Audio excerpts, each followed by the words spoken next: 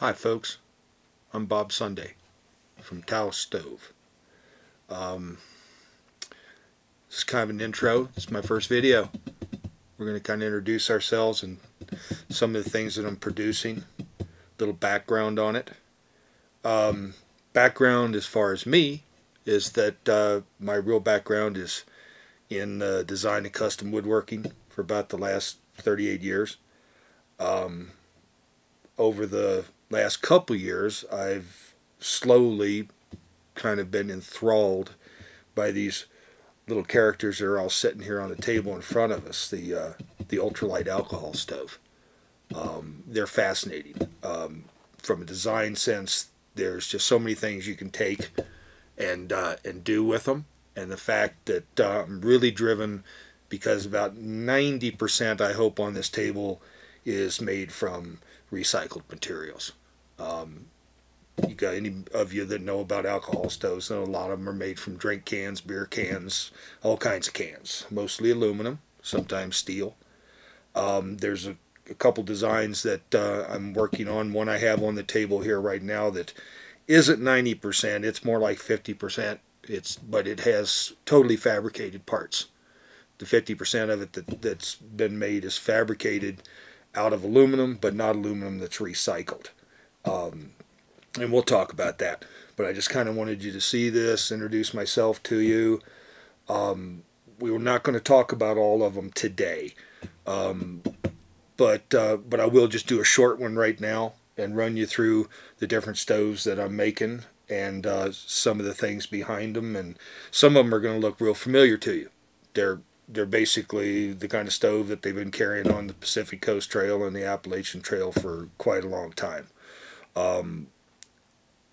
There's nothing new about them.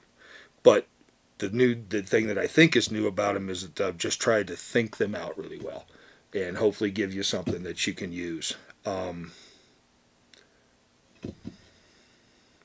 So let's just go around the circle here, and I'll kind of introduce the stoves, and that's where we're going to go today. First stove I'm going to show you is this little stove right here. It's basically standard chimney stove, like a lot of people carry.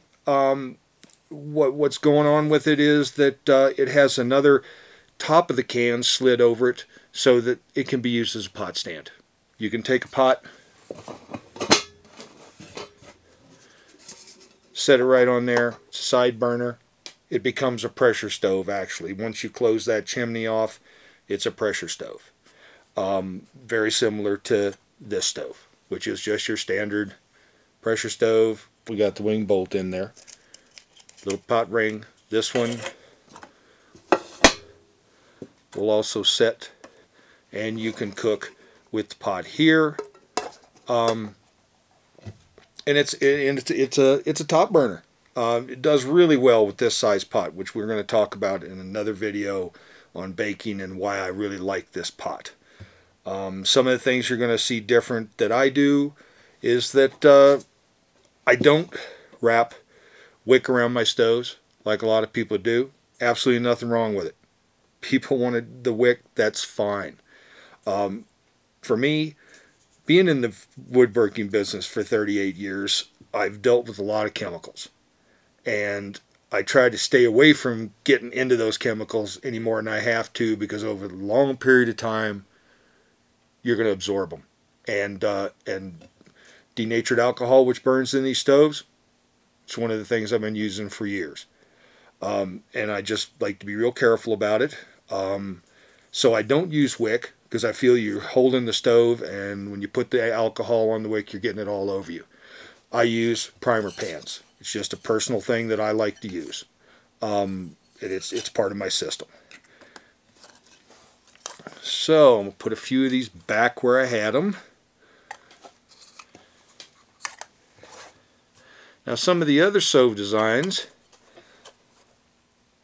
are basically no different than those. I've just added a few. This is a stove that I was influenced by a gentleman in North Carolina that made a little 5.5 ounce can stove, and it was called the Crumb Catcher. And I really like the stove. It works great. NC Hiker, 1970, designed the stove. It's a great little stove. It works wonderful. I've used a different type of plier holder in it. I like this. It has sharper points than the rounded top ones, and it holds a pot really well. And it's a 12-ounce can version, holds about 2 ounces of alcohol, so it has a fairly long burn time.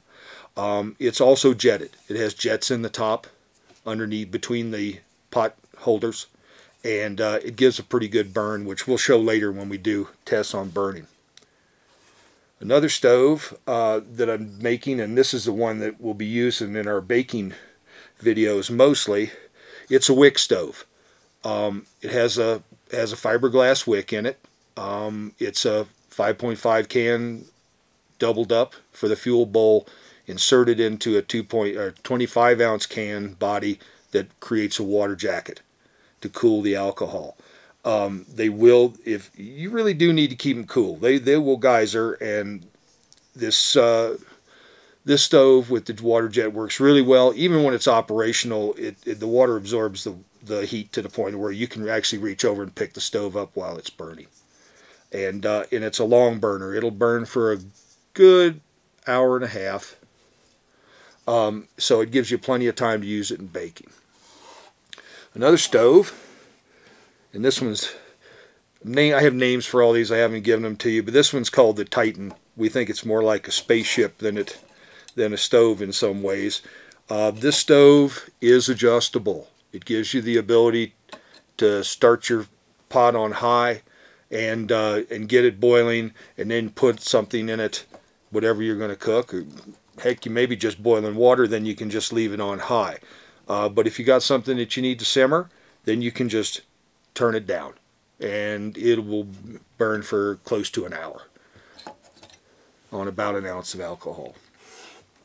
And those stoves that I've showed you are all stoves that have been fabricated out of cans. Most of their parts are cans. This stove is a new one that I started doing, and I got to give I'm going to give some credit to a couple folks. The one person to give it to is the gentleman that kind of conceived this idea, which is a gentleman in Japan. It was a little stove that I saw that was made from a pack of aluminum foil over carbon felt, and a hole punched in it, filled with alcohol, and it was a great teeny little stove. Hiram Cook, I think, showed it on his page. I had been producing the primer pans. I make my primer pans. I spin them on a lathe.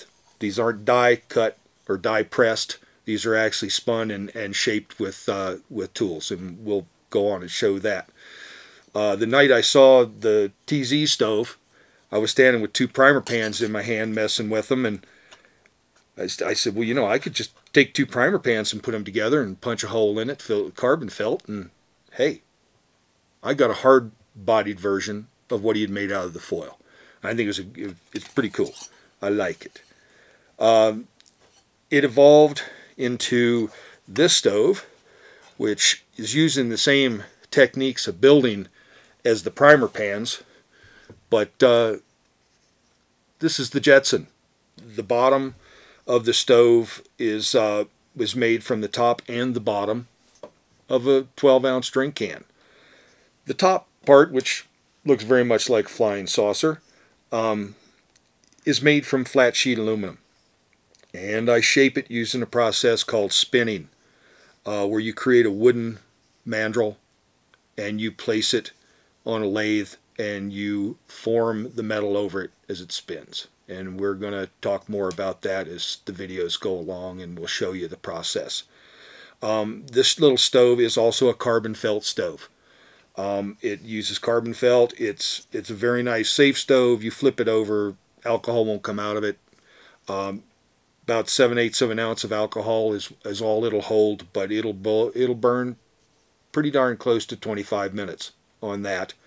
And in the future, this will also be available with a remote feed on it, and that's in process over here the next couple weeks. That's about it. Just wanted you to see that, and thanks a lot for watching. You have any questions, you can email me with your questions. Thanks a lot.